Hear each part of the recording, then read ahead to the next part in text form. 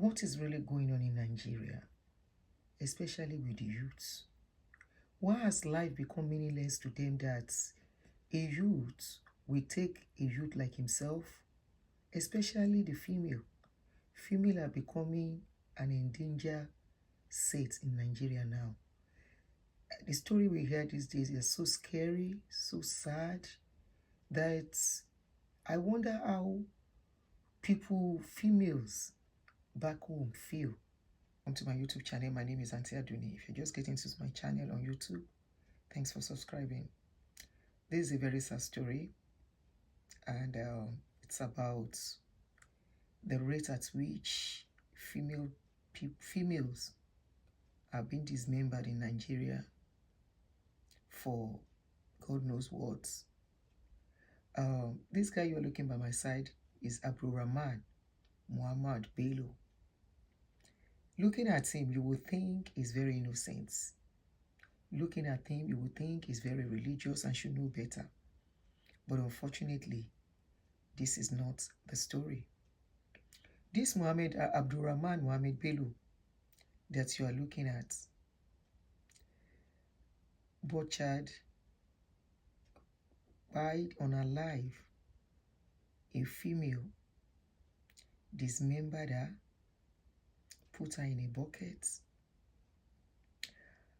and you wonder the kind of mind that possesses people to do this kind of a thing. You wonder what people are thinking, what they believe in, because some people believe that when they do ritual by unaliving somebody, they will become rich. Like I said, the police tracked a last call to Abdulrahman, who lived in Kwara State. The lady also was from Kwara State, who was a final year student of Kwara State College of Education. So they traced the last call to Abdulrahman, and when they got there, he denied ever seeing this lady. Not only did he deny, he said he doesn't, he said he doesn't know her whereabouts. But the police started searching his house, and it was in the process he confessed to buying this lady. And in the process of searching, just be looking at the video beside me. That is the video of his room when it was being searched. They found the buckets. When Abdulrahman was asked, he said Hafsat complained of asthma and he didn't know what to do, and he was not feeling okay too. And as Hafsat gave up in his room when he was confessing to murdering this lady.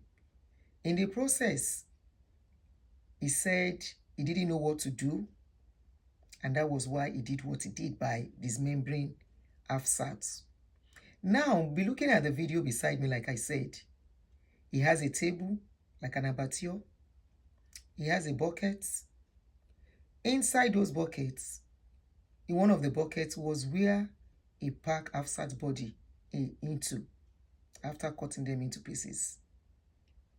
Not only that, he has this table that looks like somebody is in a abattoir, and you say you've never done it before, that it is your first time.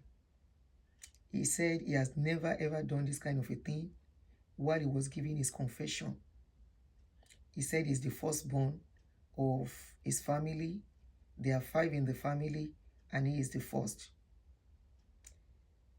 Looking at the video beside me, you see the place looking like an abattoir. This is somebody who is very, very religious, who should know better. But you find out that most of these people call themselves religious people are the one who even engage in all this kind of a thing. I don't know what gets into their head, that they can do something to be rich or what. Now, he said the lady has asthma. They asked him, the confession is in Yoruba, that's why I'm doing this. They asked him, why didn't you take her to the hospital? He said she gave up. This is one of the reasons why we are saying religious activities need to be regulated in Nigeria. All aspects of religious activities. Christianity, Islam, traditionalist. Because all these people kind of hide under each other to do their wickedness. And it's unfortunate that it keeps increasing every day. The last time, less than 2 months ago, it was one Timileyin that was a choir or something in a church that did the same thing. And they saw him with the head of the lady who went visiting him. A few months ago, less than 3 months ago, in fact, so it's become almost like a monthly thing, if not weekly, that we see this kind of news, sad news. The unfortunate thing is, it is the female. Is it that they want to extinct female in that country? It is the female that this is happening to. What is it about women? What is it about women that they have to do this to women? The last time, the same Timileyin too, one Timileyin Ajayi, that was caught with a female head. The lady went visiting, just like this one. Are we saying our children cannot have friends anymore? Are we saying our children cannot move with people anymore? But I think it's getting to that extent, whereby you have to warn your children. Then you wonder, they keep arresting them, but they keep increasing. How did we get to the stage whereby the young ones, our youth, that you think should know better, will think by unaliving somebody, cutting their body will make them rich? Sometimes when they catch these people, you hear how much they said. They will tell you they sell the body parts. Some will mention 20,000. That is less than,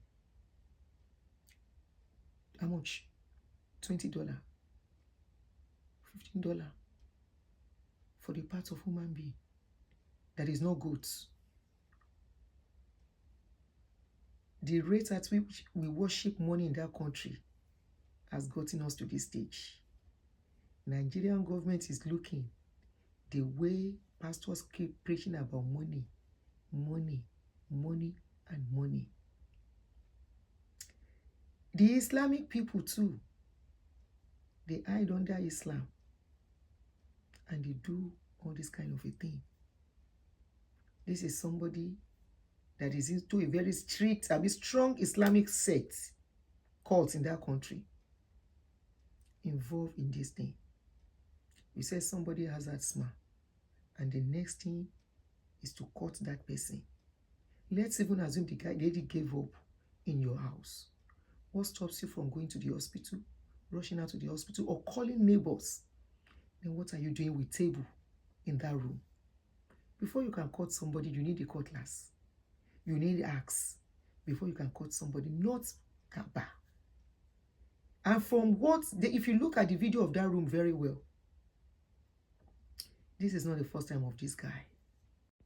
Another interesting thing is, how can somebody as young as this say, they were asking him, what do you do for a living? Are you going back to school? Are you in school? He said he's a Muslim cleric, as young as he is. You see why we are campaigning that people should go and look for work. You see why we are saying, all these people, God called me. All these people, I am working for God. Because he's working. If he goes out there, he's going to tell people, I'm an alpha. I pray for people. That is what this guy would have been telling people outside. Not knowing what he does inside is better imagined.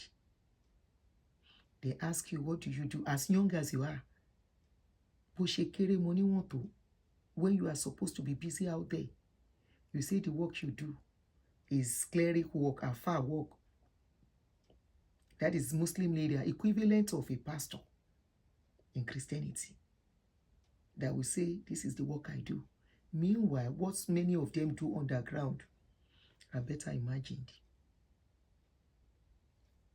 It's so unfortunate that people cannot walk freely. They can't be friends to people. And this is a wake-up call to you ladies, young ones, parents. Talk to your words. They should see all this. They should never trust anybody. Anyone looking at this guy will never suspect him. Anyone looking at this guy will never ever think that this guy can do this kind of a thing. It is well. Yeah, that is what we end this with. I hope justice will be done. I hope the case will not be twisted. The police have done a good job in tracking the number and getting to it. And I think they need stiffer judgments, justice for this kind of a thing. Why you too? I don't know if it is still applicable under the law of Nigeria, Constitution of Nigeria. There is no need allowing this kind of people to go to jail and come out later. I don't think anybody, they will change. They can't change. May the soul of Hafsat rest in peace. It's so sad. Very, very sad.